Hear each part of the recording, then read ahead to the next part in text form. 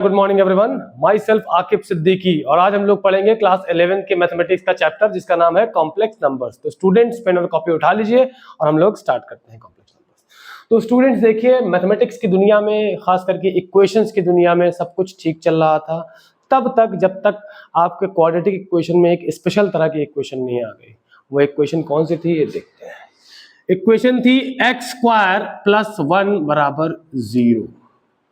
ये इक्वेशन आपको देखने में भले ही साधारण सी लग रही हो, लेकिन अगर इसको आप गौर से देखेंगे, इस पे कोई रैंडम वैल्यूज रख के देखेंगे तो ये इक्वेशन टेक्निकली गलत है। जैसे कह रहा है कोई नंबर आपका x है, उसमें 1 जोड़ दो तो आंसर 0 आना चाहिए। ठीक है, सुनने में अच्छा लग रहा है। अब आप एक बात बताइए, यहाँ पे मान लीजिए सबसे पहला दिमाग में जो आता है वो आता है कि -1 रख देते हैं तो क्या होगा। जब -1 रख के उसका स्क्वायर +1, क्या ये 0 के बराबर आएगा? नहीं, क्योंकि -1 का स्क्वायर क्या हो जाएगा आपका +1, +1 और +1 क्या हो जाएगा आपका 2 हो जाएगा, which is not equal to 0। Even आप यहाँ x की जगह पे 0 रख के देखेंगे तब भी आपका काम नहीं चलेगा, क्योंकि देखिए 0 का स्क्वायर क्या हो गया 0 और 1 is not equal to, is never equal to 0। ठीक है, तो यहां से ये पता चला कि ये इक्वेशन नॉर्मल मैथमेटिक्स के रूल के हिसाब से नहीं सॉल्व हो सकती। तो इसके लिए साइंटिस्टों ने, मैथमेटिशियंस ने एक नया तरीका निकाला जिसको हम लोग पढ़ने जा रहे हैं। ठीक है, चलिए स्टार्ट करते हैं।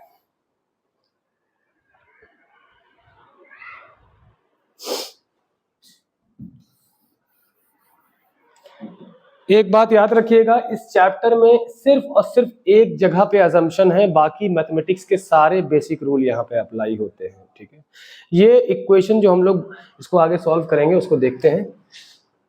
नॉर्मल मैथमेटिक्स की तरह एक्स स्क्वायर 1 को उधर ले गए तो ये क्या हो गया आपका -1, इधर से स्क्वायर हटेगा तो इधर क्या आ जाएगा, रूट लग जाएगा, तो ये क्या हो जाएगा x बराबर रूट ऑफ -1। और आपको अच्छे से पता होगा कि रूट के अंदर नेगेटिव डिफाइंड नहीं होता।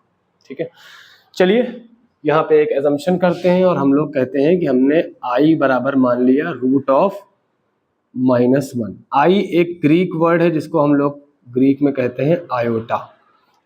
बस सिर्फ और सिर्फ यही एकमात्र एजम्पशन है इसमें। ठीक, अब देखिए स्क्वायरिंग बोथ साइड,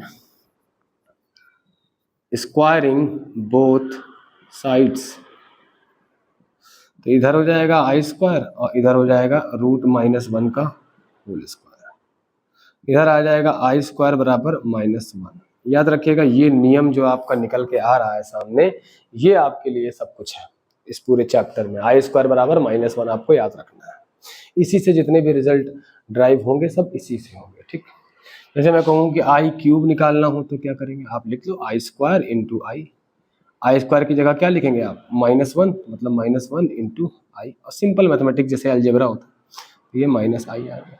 आई की पावर 4 लिखना चाहें तो जो कंपैटिबल मेथड है वो ये है, तो ये क्या होगा -1 इंटू -1, क्योंकि आई स्क्वायर क्या होता है -1, आई स्क्वायर -1, तो आंसर कितना आ गया +1। ठीक, अब अगर हम फाइंड करना चाहें आई की पावर 5 तो लिख सकते हैं आई की पावर 4 इंटू आई की पावर 1। आई की पावर 4 हमने पढ़ा है, अभी लिखा है 1 आया है, 1 इंटू आई कितना हो जाएगा, आई ही तो आएगा। आई की पावर 6 देखेंगे तो हमारा आएगा आई की पावर 4 इंटू आई स्क्वायर। आपका आई की पावर 4 1 है, आई स्क्वायर -1 है, तो आंसर कितना आ गया -1। देखिए ना। ठीक, फिर आता है आपका आई की पावर 7, ये आएगा आई की पावर, आप कर लो आई की पावर, अब जहाँ से बेहतर लगे, आई की पावर 6 इंटू आई की पावर 1 कर सकते हैं। आई की पावर 6 आपका -1 आया है और ये आ गया आई, फिर हम लोग बात, तो ये आंसर आ गया बेसिकली -i। ठीक है, क्योंकि आई की पावर 6 आपका -1 और ये आई की पावर 1 आई की पावर 8 देखेंगे तो इसको आसानी से तोड़ सकते हैं। आई की पावर 4 इंटू आई की पावर 4, ये भी 1, ये भी 1, 1 इंटू 1 क्या आ गया आपका 1, तो आई की पावर 8 कितना आ गया आपका 1 आ गया। देखिए आपका आई की पावर 4 कितना आया था यहाँ पे, ये भी 1 आया था। अब इसी तरह से अगर हम कंटिन्यू करेंगे तो आई की पावर 12 भी आपका 1 ही आएगा, आई की पावर 16 भी आपका 1 ही आएगा। तो यहाँ से एक फॉर्मूला हम लोग कंक्लूड कर सकते हैं। वो फॉर्मूला क्या हो सकता है आपका कि आई की पावर 4 टाइम्स n ये 1 ही होता है। बस शर्त ये है कि n आपका किससे बिलोंग करना चाहिए, natural number, that means n should be your either 1 2 3 4 5 6 and so on. ये बहुत इंपॉर्टेंट रिजल्ट है, इसकी हेल्प से हम लोग कॉम्प्लेक्स नंबर के बहुत सारी प्रॉब्लम्स को सॉल्व करने वाले हैं। ठीक है, जैसे मैं कहूँ i की पावर 216 क्या होगा। ठीक, अब पहला काम ये करना है कि इसको हमें डिवाइड करके देखना है। 4 से 216 divided by 4 54 times, so it can be written as 4 into 54। तो ये आ गया i की पावर 4 और ये क्या है, n आपका नेचुरल नंबर है 54, तो 4n कितना हो जाएगा आपका 1। जैसे कहा गया i की पावर 127, पहला काम ये करना है कि आपको इसको ब्रेक करके देखना है, मतलब डिवाइड करना है। 4 3 ज़ा 12, 4 1 ज़ा 4, यहाँ रिमाइंडर कितना बचेगा 3। बोलिए भाई, 4 3 ज़ा 12, यहाँ कितना बचा 4 1 ज़ा 4 और कितना बचेगा 3 बचेगा। तो ऐसे लिख सकते हैं इसको कि i की पावर 4 इंटू 31 प्लस 3, इसको स्प्लिट कर लो 4 इंटू 31 इंटू आई की पावर 3, तो ये क्या है 4n है, तो ये हो गया 1 इंटू आई क्यूब। और आप आई क्यूब को लिख सकते हो आई स्क्वायर इंटू आई की पावर 1, आई स्क्वायर माइनस 1 इंटू आई, तो ये आपका आ गया आई माइनस आई। तो आई की power 127 is equal to your minus i. इतना आप लोग नोट करें, फिर हम लोग आगे बढ़ते हैं।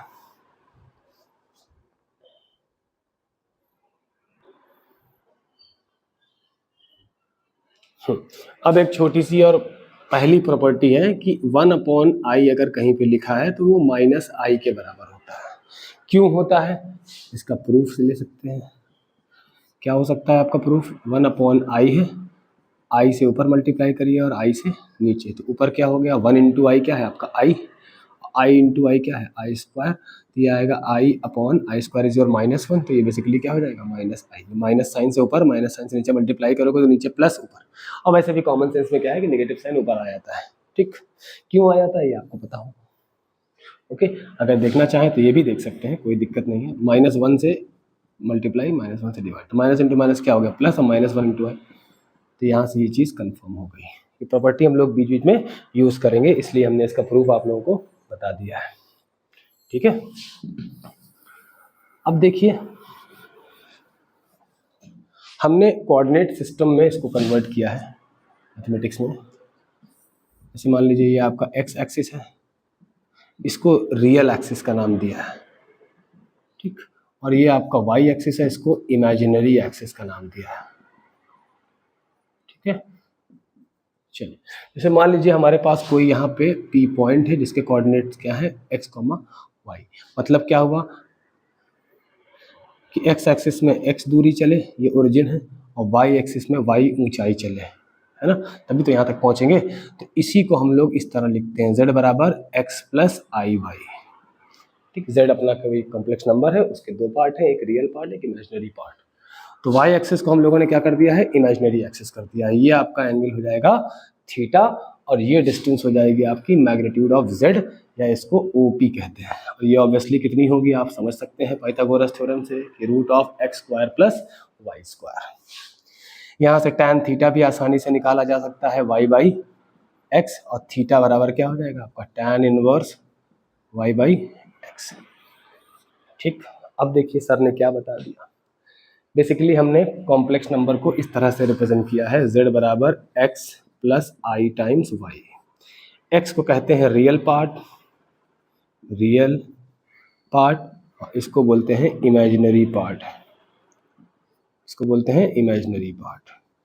किसी भी कॉम्प्लेक्स नंबर में दो पार्ट होंगे, एक रियल पार्ट होगा और एक इमेजिनरी पार्ट होगा।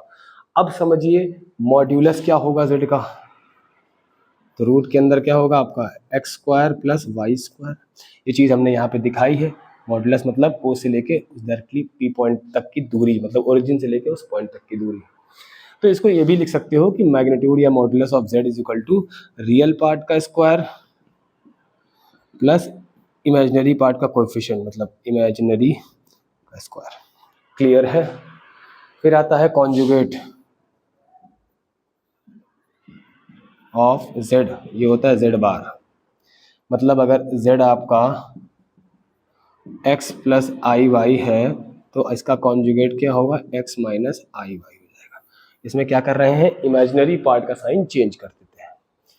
यहाँ पे क्या लिखेंगे, change the sign of imaginary part, अगर प्लस है तो माइनस, माइनस है तो, एग्जाम्पल के तौर पे मैंने कहा कि if z is equal to 2 minus 3i, तो मॉड z तो निकाल ही लोगे, क्या होगा, रूट के अंदर रियल पार्ट का स्क्वायर, ये माइनस यहाँ मत लगा देना, ये प्लस रहेगा और ये -3 का स्क्वायर, तो कितना आ गया 9 और 4 अंडर रूट में 13। अब कहें कि z का कॉन्जुगेट निकालो, तो क्या कहा गया है, change the sign of imaginary part in order to get conjugate. Conjugate पाने के लिए इमेजिनरी पार्ट का साइन चेंज कर दो, मतलब अगर प्लस है तो उसको माइनस कर दो और माइनस है तो उसको क्या कर दो, प्लस कर दो। मतलब यहाँ माइनस है ना, तो ये क्या हो जाएगा 2 + 3i हो जाएगा z बार, और किसी भी चीज़ का डबल बार ले लो, मतलब ये फिर से 2 - 3i हो जाएगा, तो मतलब क्या आ गया z, तो double conjugate of any complex number is your complex number, that complex number which was taken initially. ठीक है, इतना आप लोग फिलहाल नोट करें।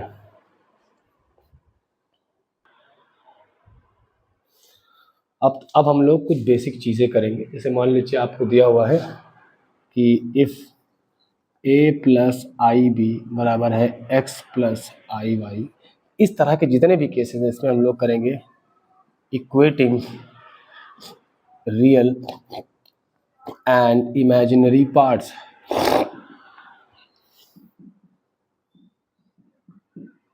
तो देखिए इधर का रियल पार्ट ये है और इधर का ये है, तो a बराबर कितना हो जाएगा आपका x हो जाएगा, और इमेजिनरी पार्ट i का कोएफिशिएंट यहाँ b है और यहाँ y है, तो ये दोनों अगर बराबर हैं तो इमेजिनरी पार्ट और रियल पार्ट दोनों बराबर होंगे। ठीक, इस एग्जांपल के तौर पे मैंने कहा 2 + 3i = ax + iy, इक्वेट कर दीजिए तो x बराबर कितना हो जाएगा 2 और 3 बराबर क्या हो जाएगा y, y बराबर 3, x = 2 और y = 3। याद रखिएगा किसी भी कॉम्प्लेक्स नंबर को हमेशा इस तरह से लिखा जाता है, z बराबर x + iy के फॉर्म में इसको।